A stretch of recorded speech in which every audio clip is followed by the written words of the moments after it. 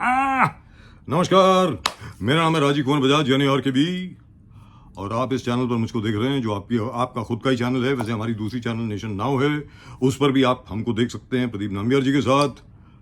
आज बात करेंगे भाई नरेंद्र मोदी जी के बारे में। तो मैंने आपको बता दिया, और क्या बताऊं। अगर आगे कुछ और बोलूंगा मैं नरेंद्र मोदी जी के बारे में तो ये होगा कि बजाज साहब जो हैं वो नरेंद्र मोदी जी के भजन गा रहे हैं। जी हाँ, लगेगा। लेकिन मोदी जी ने काम ही ऐसे किए हैं, काम ही ऐसे किए हैं।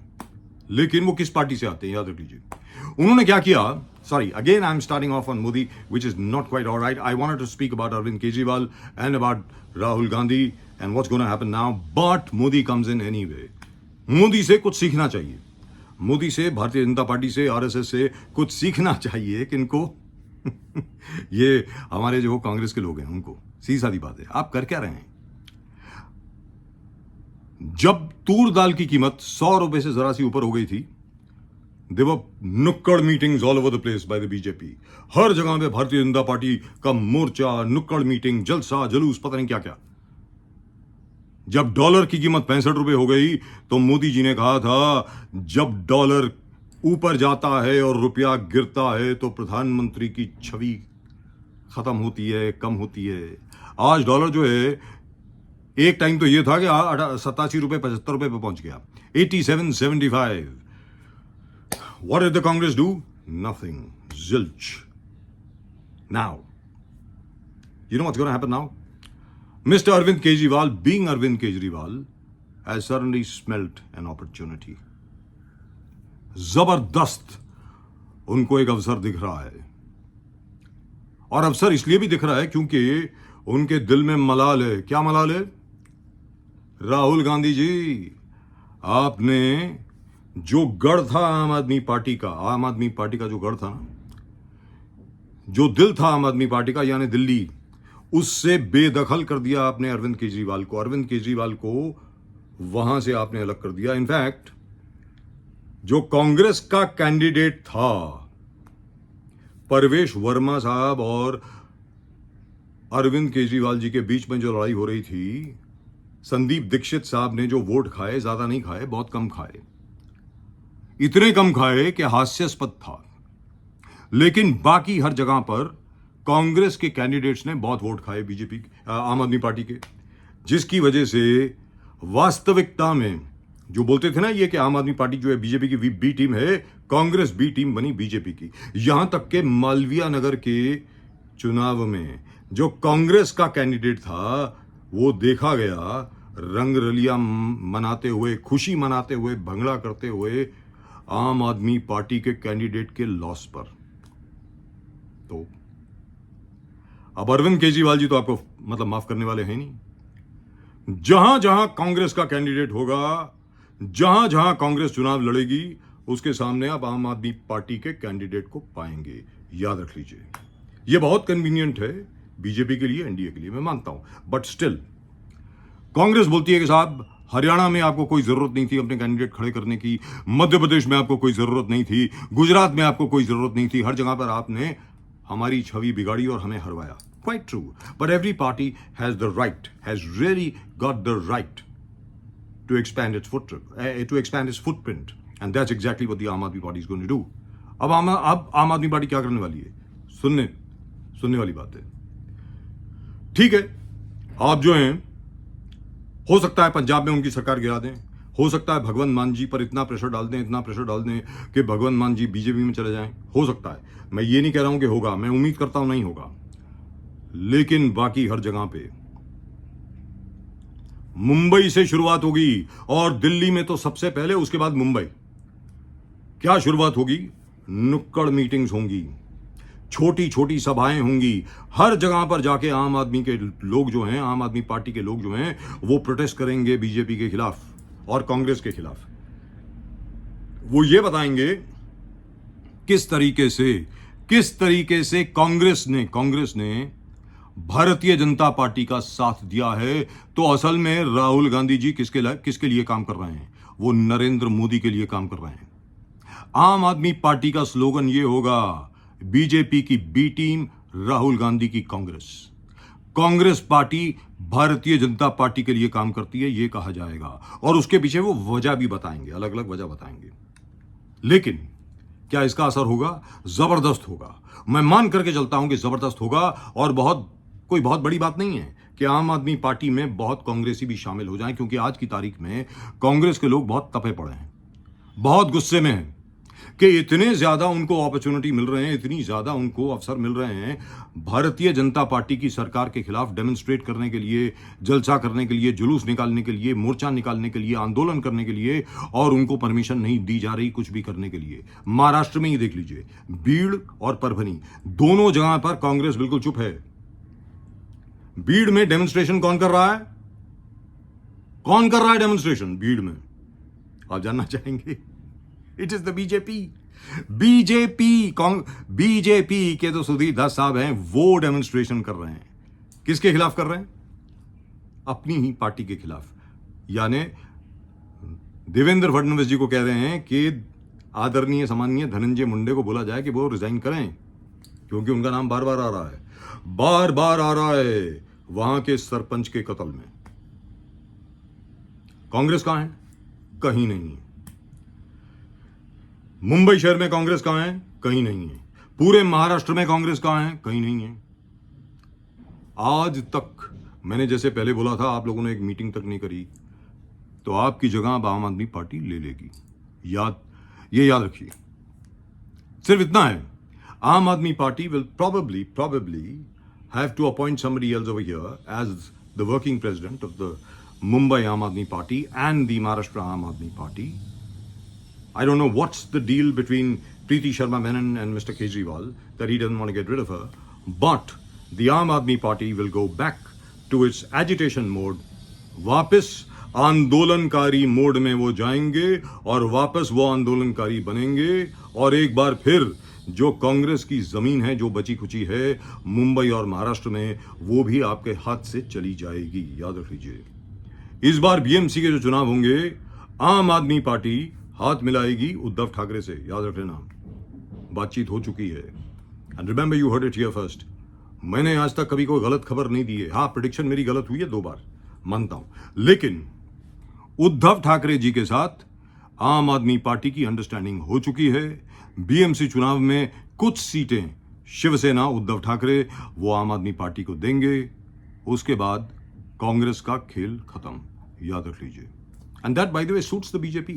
The BJP does not consider the Aam Aadmi party as a major national competitor. They considered them an irritant as long as they were in Delhi. Delhi में जब तक थे पावर में, तब तक the BJP considered them a major factor of annoyance, क्योंकि अरविंद केजरीवाल जी कुछ बोलते थे मोदी जी के बारे में वगैरह वगैरह वगैरह and so on so forth. और क्योंकि दिल्ली में क्या है कि मीडिया अटेंशन बहुत ज्यादा मिलती है ऐसे लोगों को। Now the point is this, बहुत जल्द the आम Aadmi party is planning a series of मोर्चाज all across Mumbai, Maharashtra, Telangana, Karnataka, जहां जहां पर कांग्रेस का गढ़ है, और महाराष्ट्र में जो छोटा मोटा बचा है उसको भी टेक ओवर करने वाली है आम Aadmi party. Will they succeed? I'm sure they will. Will they succeed in destroying the Congress once and for all, considering the fact that the Congress is not even looking at what's happening? I'm reasonably certain there will be no Congress left very, very shortly. Maharashtra में जिस प्रकार कांग्रेस गहरी नींद सोई हुई है, कुंभकर्ण की नींद में है इस वक्त वो, मुझे नहीं लगता कि बहुत समय लगेगा उनके जो वोट हैं उसमें से मिनिमम 30 या 40% जो वोट हैं वो ट्रांसफर हो जाएंगे आम आदमी पार्टी को। What will the Congress do? God only knows. They will wait for a miracle. लेकिन अरविंद केजरीवाल ने यह ठान लिया है कि राहुल गांधी को वो हर जगह हराएगा। भारतीय जनता पार्टी का काम अब अरविंद केजरीवाल जी करेंगे, हर जगह पे जहां जहां पर कांग्रेस को हराना है, एवरीवेयर। याद रख लीजिए, दिल्ली से शुरुआत हुई थी, कांग्रेस का खात्मा हुआ दिल्ली में, पंजाब में फिर इन्होंने कांग्रेस का खात्मा कर दिया, अकाली दल का खात्मा कर दिया। वहां पर वैसे भी बीजेपी खास नहीं थी। बाकी हर जगह पर आप देखिए, जहां जहां पर बीजेपी को आम आदमी पार्टी की जरूरत पड़ेगी या बीजेपी का डायरेक्ट कंपटीशन होगा कांग्रेस के साथ, वहां पर आम आदमी पार्टी सामने खड़ी हो जाएगी। उसके बाद कांग्रेस को यह सोचना पड़ेगा कि आप क्या करें। और इसका एक जो बहुत बड़ा कंक्लूजन है, the biggest conclusion of that will B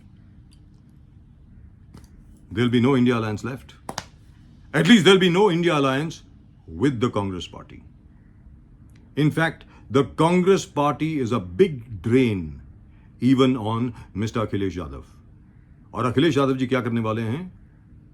Mahakumbh में जो 3-3 दिन तक ट्रैफिक जैम लगा, बाकी सब चीजें लगी, उसके बारे में बात करेंगे कल। और अखिलेश यादव की क्या प्लान है उसके बारे में कल बात करेंगे। लेकिन जहां तक महाराष्ट्र का प्रश्न है, मुंबई का प्रश्न है और दिल्ली का प्रश्न है, कांग्रेस की जो छोटी मोटी छवि अभी तक बची हुई है,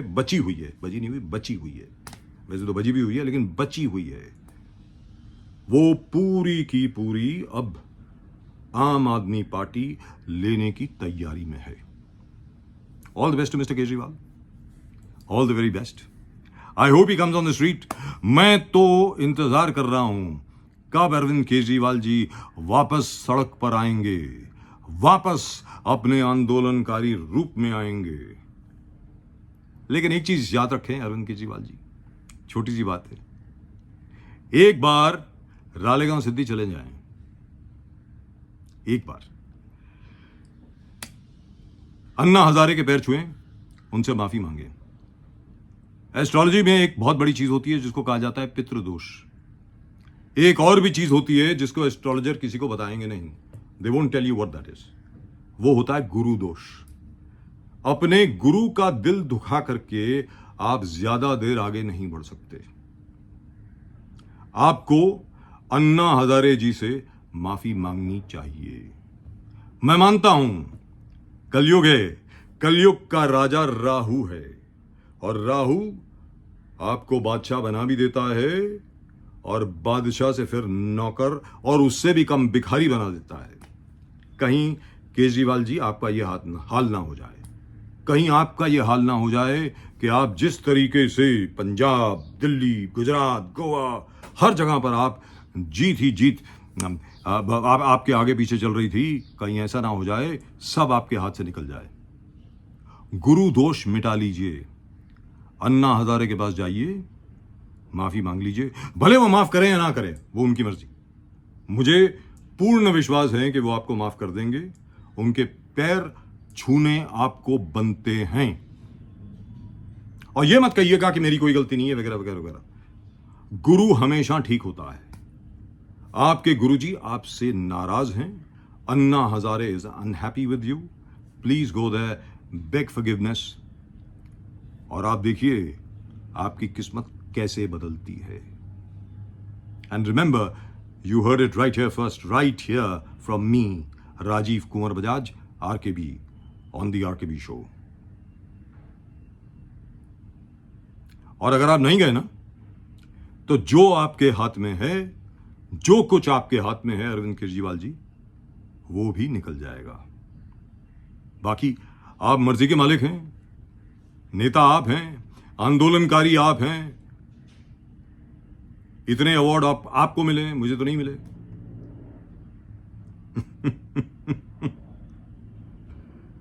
दिल्ली के मुख्यमंत्री आप रहे, पंजाब आपने जीता, गुजरात में 13.5% वोट आप लेकर के आए, गोवा में आपका कैंडिडेट जीता। मैं कौन होता हूं कुछ बोलने वाला, लेकिन फिर भी because I am invested in the Aam Aadmi Party. I love the Aam Aadmi Party. Both the BJP and the Aam Aadmi Party, both are required for this country. आप अपने गुरु अन्ना हजारे जी के पास जाइए, अपने माथे को उनके चरणों में रखिए और माफी मांगिए।